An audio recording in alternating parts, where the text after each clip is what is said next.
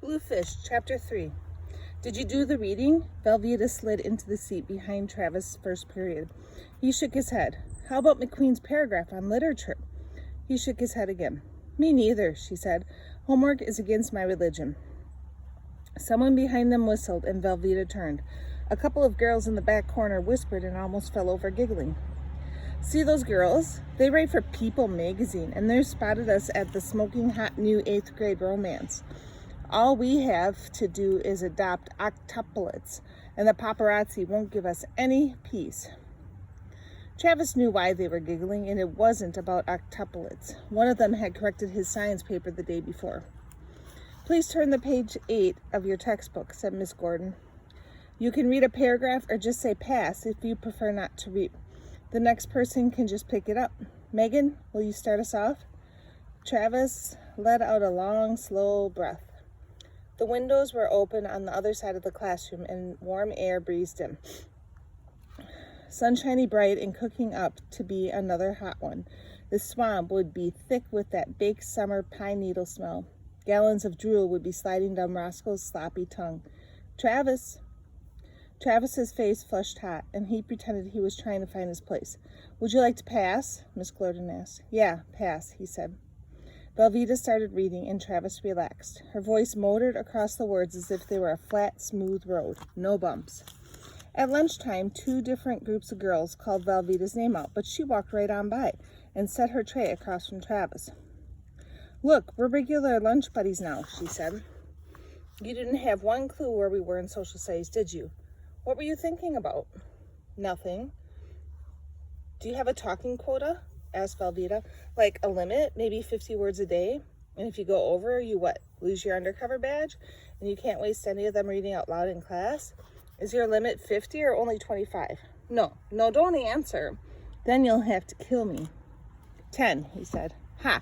And you've already used 2 on me. Nothing and 10. Better shut up and eat. He finished off his grilled cheese and started spooning up soup. Are you going to eat that cake? Velveeta had already finished hers. Travis cut his and handed across half to her. Okay, so sometimes the words are not so necessary, she said. After inhaling the cake, Velveeta sat back and crossed her arms. I know what you're thinking. Why does she pick on me? He wonders. She could be baying with the popular sheep over there, or shooting baskets in the gym with the jockelas, or outside smoking with the delinks. So why is she sitting with me again?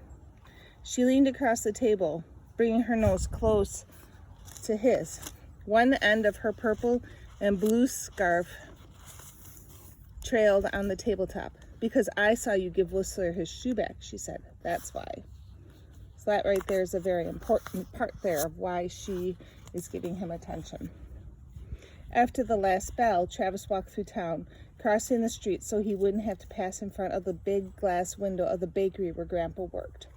So that's another little piece that's important to know of where Grandpa works. He stopped at the bridge and leaned on the railing, trying to find the cardinal that was blasting its lungs out. He scanned the trees alongside the pond and finally spotted it high in a birch, a hot patch of red in the swim of green. Hey, you gonna jump or what?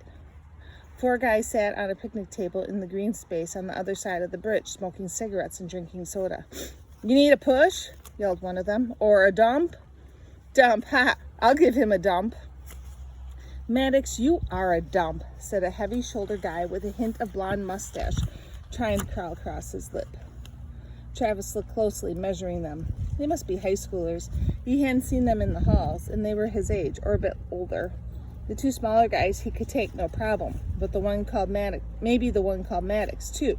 The blonde guy was solid, though, and he had that look. He was the one to watch. Travis shoved away from the bridge railing and walked past. If they were going to come after him, they'd have to climb the little hill up to street level, and they weren't moving. But their eyes on him wrecked the bird and the water and the color, so there was no point in hanging around. That was the problem with living in town. Someone looked at him wherever he went. Even the houses had eyes, watching every move. Travis headed up the hill, and as he rounded the curve, the sidewalk ended. The houses became scruffier and farther apart, with shaggy yards and gravel driveways. The paint-peeling yellow box on the right had an empty yard and drive. No old hound standing out front, waving his thin cord of a tail, droopy red-rimmed eyes, asking why they'd made him walk the whole 20 miles. Not today. Maybe tomorrow. Travis fished the key out of his pocket and opened the door. He made a peanut butter sandwich and took it out to the back stoop. He pushed Grandpa's stinky soda can of soggy butts away and leaned against the house. 3 school days down and a zillion left to go. In the back corner of the yard, a little pine tree tried to scraggle its way up past the shade of the tall wooden fence. The other corner was full of dry dog dookie, and a path was beaten all the way around the perimeter where some trap dog had run in endless circles. The front door banged. "Want a donut?" Grandpa called. Footsteps tromped around the house. Then Grandpa stepped out on the stoop, lighting a cigarette. "It's a sticker out here," he said. "Must have been hot in school. Want a donut?" "You said that already." Grandpa looked down and gave Travis a very unsmiley smile. "Did you manage to stay there all day?" Travis handed him the butt can. Grandpa sat down and tapped the ash of his cigarette. Then he squinted at Travis through a curl of smoke. "Everything okay? Teachers and all?" he asked. Travis shrugged, looking away. Grandpa dragged off the cigarette again, then turned his head sideways to blow out the smoke. "Can you give it a chance? I miss the woods and the dog, too. But we're both going to have to buck up and make the best of what we've got." The dull ache chewed on in Travis's chest. Everything he'd ever cared about was gone. Every single thing. "Okay, don't buck up then." Grandpa dropped his butt in the can and stood. "Make it as bad as you want. I'm going to the 6:30 meeting. I'll pick you up a burger on the way home." Footsteps, bathroom doors, shower, and Grandpa headed out to his AA meeting. It is his Alcoholics Anonymous meeting. He hadn't had a drink since that hot and horrible afternoon in August when Roscoe went missing, but he smoked 6 times as much, and he was full of useless advice, as if not drinking meant he could tell Travis how to feel. Travis got up and wandered around the yard, stopping at the little pine in the corner. He ran his fingers over the soft needles. Even if it stretched tall enough to look over the fence, it didn't have anything to look at but another scraggly backyard. "Because I saw you give Whistler his shoe back, that's why." Velveeta's voice slipped in and interrupted the chewing ache. That was the best thing anybody had ever said to him inside a school building. The neighbor's TV noise rose over the drone of the air conditioner next door. A car backfired on the street. Travis leaned his head against the fence, looking down at the skinny, half-bare white pine. He bent over and pressed the green needles to his nose, breathing deeply, trying to fill himself with the smell of woods. The tree had nothing to give. "It's okay," said Travis, petting the needles like they were Roscoe's ears.